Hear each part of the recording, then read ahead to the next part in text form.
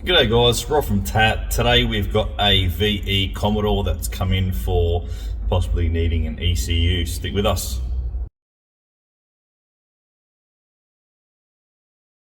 So this vehicle came into us, the customer was told that it possibly needed an ECU. He was going to send it to Holden, but apparently the wait time was ridiculous, so he decided to send it to us, and we said that obviously we'd like to check it first before replacing an ECU on it.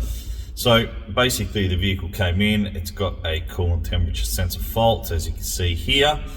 And what we did was we checked the wiring to the coolant temperature sensor and found out we weren't getting what we're supposed to be getting. So clearly why someone's told him that an ECU might need to be replaced. So before going any further, we obviously wanted to make sure there was no wiring issue, and luckily we did. We were able to access the wiring diagram and get the pin out for the computer and find out the colors for the wiring.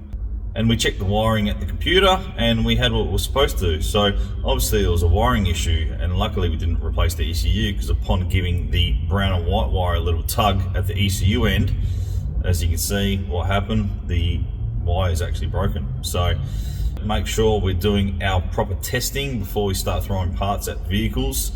And luckily we did this check first before replacing the ECU, otherwise we could have looked a little bit silly doing an ECU. Even though the customer is the one that requested it, it's on us to make sure that we're replacing it for the right reasons.